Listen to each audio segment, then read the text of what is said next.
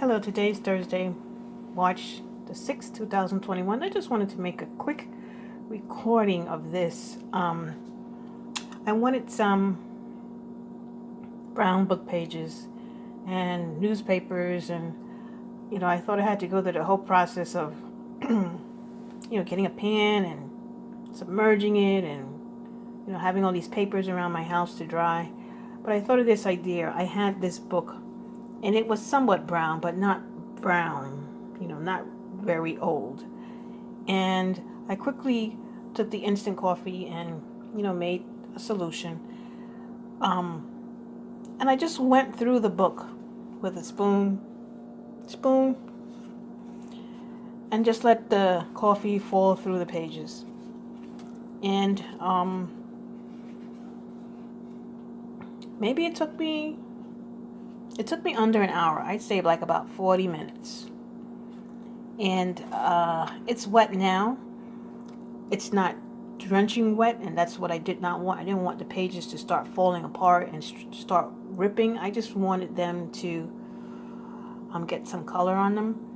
So now I'm gonna, let it dry and, try and fan through it so that it'll dry. Maybe I'll put it in the oven on the lowest temperature to see how it dries. But it was really a quick, not messy method of getting brown pages. So I'm pretty sure someone has already done this, but if you haven't done it, this is like really a quick way to do it. Now you see here, I may have missed some areas. So I'm going to wait for it to dry and see how it turns out. And I'll show you what it looks like when it's dry. I don't know, maybe it might need a second coating, because as things dry, they dry lighter.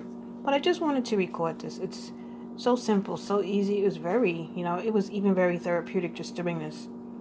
Just gradually seeing all the pages become brown.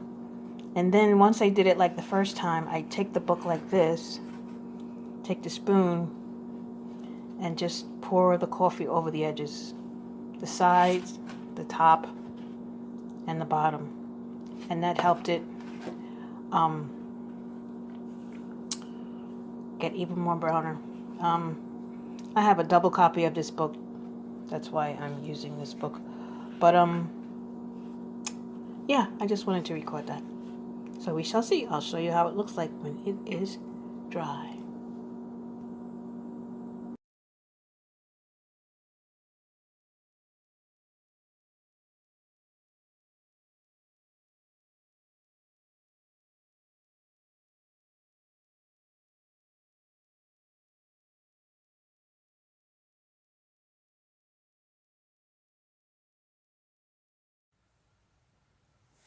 Good morning. This is May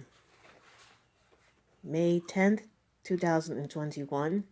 This is the second part of Dyeing Pages with Coffee. This is the book the next day after it has dried about 90%. I put it in the oven for about, I don't know, half an hour when it was really wet. And the pages were, it was in book form. It wasn't splayed out the way it is now. So it really didn't get that dry, and that was like a waste of time and energy. So I just started just going like this so the air could get in between the pages.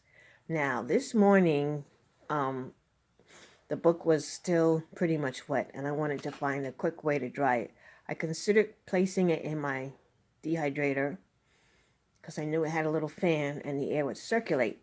But what I ended up doing was I just put the book on its end like this in front of my little heater, and I just turned the heater on for a few minutes, and I just kept rotating the book, and it ended up drying in such a beautiful form. I really love this. I mean, I kind of love it just the way it is, but of course I'm going to use the pages. But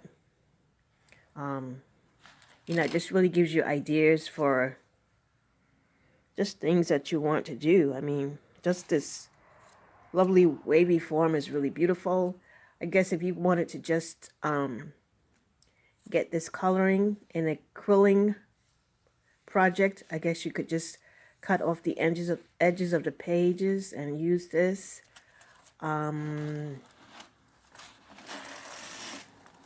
Doing this with a paperback and dyeing it different colors. That's another idea.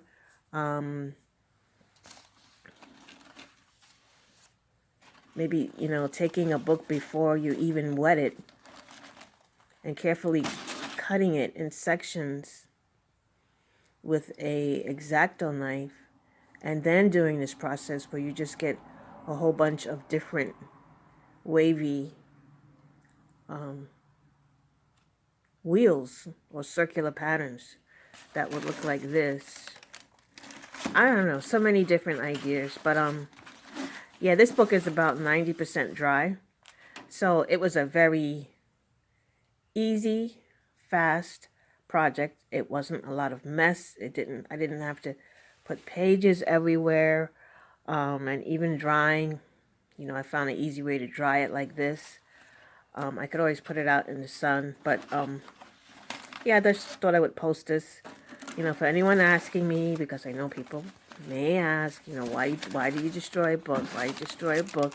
I mean, even the way that this cover came out, you know, if you like that old look, see, the coffee went on here but didn't go on here, but I could easily put more coffee on here.